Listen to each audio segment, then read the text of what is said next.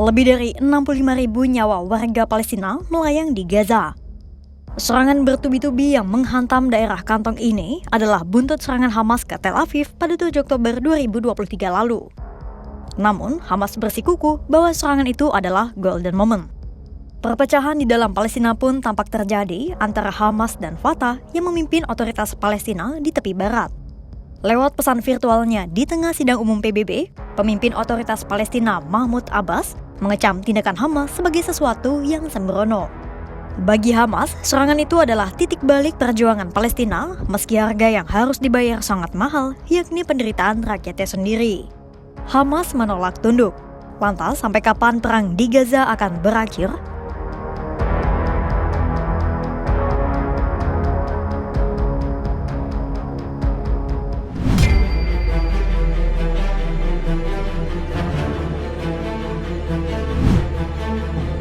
Ghazi Hamad, seorang pejabat senior Hamas yang selamat dari serangan Israel di Doha, Qatar, membeberkan kepada CNN, serangan pada 7 Oktober nyaris 2 tahun lalu justru membuka mata dunia. Serangan itu adalah golden moment alias kesempatan emas bagi kelompoknya untuk menunjukkan pada dunia tentang kebrutalan Israel. Hamad juga menyebut serangan Hamas ke Tel Aviv menjadi titik balik sejarah meski ia tak menampik bahwa harga yang harus dibayar sangatlah mahal. Dalam serangan itu, lebih dari 1.200 orang Israel tewas dan lebih dari 250 orang disandera. Mirisnya, dampak serangan itu tak setimpal dengan apa yang dialami rakyat Palestina di Gaza hari ini. Per 26 September 2025, imbas rangkaian serangan Israel, lebih dari 65.000 warga Palestina dilaporkan meregang nyawa. Sebagian besar adalah perempuan dan anak-anak. Sementara situasi kemanusiaan sudah mencapai titik krisis.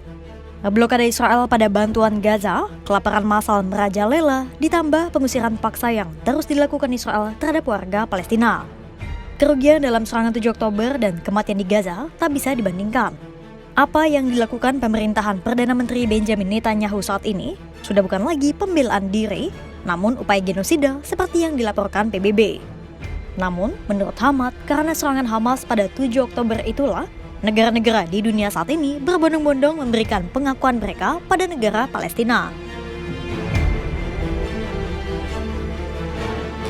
Hamad mengakui harga yang harus dibayar warga Gaza sangat tinggi.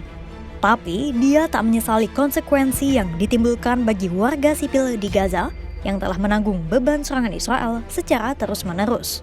Hamad menegaskan tak ada lagi pilihan lain. Bicara soal sandera, Hamas berulang kali dituding Israel menggunakan warga sipil sebagai tameng manusia. Hamad pun membantah tuduhan Israel tersebut.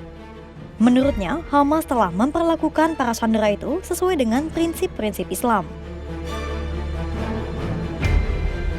Saat beberapa sandera yang dibebaskan muncul dalam kondisi kurus kering, kelaparan dan kehausan, bahkan hingga mengaku mengalami pelecehan seksual, semua itu disebut Hamad adalah tudingan tanpa bukti. Hamad menegaskan tak ada satupun bukti yang menunjukkan bahwa Hamas memperkosa dan membiarkan sandera kelaparan. Mereka kurus kering bukan karena disengaja, tapi karena situasi kelaparan massal akibat blokade Israel yang melanda seluruh Gaza. Sejak invasi Israel yang kian agresif di Gaza belakangan ini, Brigade Al-Qassam telah menegaskan bahwa sandera Hamas saat ini berada dalam situasi yang membahayakan. Sebab, serangan Israel terus terpusat di kota Gaza, di mana para sandera ditempatkan Hamas menyebar di seluruh penjuru wilayah ini. Sayap militer Hamas itu menyebut, keputusan Netanyahu untuk mengepung Gaza sama saja dengan membunuh para sandera. Terakhir, Hamad juga menegaskan Hamas tak akan mundur dan melucuti senjata. Tanggapan itu muncul usai sebagian besar komunitas internasional menuntut Hamas untuk melucuti senjata dan menekan Israel di saat yang sama. Menurut Hamad, kelompoknya adalah senjata yang sah dan legal. Hamad menyebut jika negara Palestina kelak mendapatkan kedaulatannya, Hamas akan ditransformasikan menjadi tentara Palestina. Bagi Hamad, Hamas tak akan bisa dikecualikan dari masalah Palestina sampai kapanpun. Dalam wawancara itu, Hamad menyatakan semua upaya yang dilakukan Hamas bertujuan untuk membela hak Palestina. Namun, benarkah semua pihak di Palestina satu suara dengan Hamas? Bagaimana dengan rival sekaligus saudara Hamas, Fatah, pimpinan Mahmud Abbas?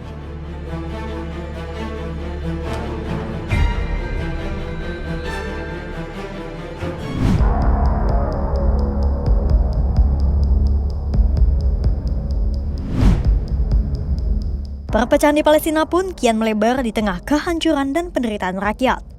Jerit-derita warga Palestina kian santer menggema di seluruh penjuru jalur Gaza. Tapi serangan Israel tak kunjung usai, bahkan makin beringas. Beberapa bulan terakhir, sejumlah orang di Gaza menyuarakan kemarahan mereka terhadap Hamas. Mereka menuduh kelompok itu enggan mengakhiri perang dan membiarkan rakyat Palestina kelaparan tanpa makanan dan air. Bahkan CNN menunjukkan rekaman orang-orang di Gaza yang mendesak Hamas agar menyerang kekuasaannya kepada Hamad. Hamad menolak menontonnya, sembari mengatakan bahwa ia tahu bahwa orang-orang menderita dan menyalahkan agresi Israel atas ketidakpuasan mereka. Hamas tak hanya menghadapi kecaman dari rakyat Palestina, tapi juga pesaingnya, Fatah, yang kini memimpin Palestina di tepi barat. Kedua kelompok itu pernah terlibat ketegangan selama bertahun-tahun karena sejumlah hal, termasuk perbedaan ideologi keduanya. Pada Kamis 25 September 2025, pemimpin Fatah dan Otoritas Palestina atau PLO, Mahmud Abbas, menyatakan kecamannya atas Hamas. Abbas mengaku dirinya tak bisa membenarkan serangan Hamas pada 7 Oktober 2023 dan menegaskan tindakan Hamas itu tidak mewakilkan semua suara Palestina. Pemimpin Otoritas Palestina itu menambahkan, jika kedepannya negara Palestina berdiri dan Gaza menjadi bagian di dalamnya, ia tak akan membiarkan Hamas memiliki posisi di dalam pemerintahan. Pemimpin PLO itu menegaskan, baik Hamas maupun faksi lainnya harus melucuti senjata saat perang telah berakhir. ورغم كل ما عاناه شعبنا فإننا نرفض ما قامت به حركة حماس في 7 أكتوبر من أعمال استهدفت المدنيين الإسرائيليين وأخذهم رهائن لأن هذه الأفعال لا تمثل الشعب الفلسطيني ولا نضاله العادل من أجل الحرية والاستقلال. وقد أكدنا وسنظل نؤكد أن قطاع غزة جزء لا يتجزأ من دولة فلسطين، وأننا مستعدون لتحمل كامل المسؤولية عن الحكم والأمن فيه، ولن يكون لحماس دور في الحكم حيث يتوجب عليها وغيرها أيضا من الفصائل تسليم سلاحها للسلطة الوطنية الفلسطينية. Serangan Hamas pada 7 Oktober 2023 bukanlah persoalan hitam dan putih. Ada sejarah panjang, kemarahan, dan perpecahan yang ikut menyulutnya.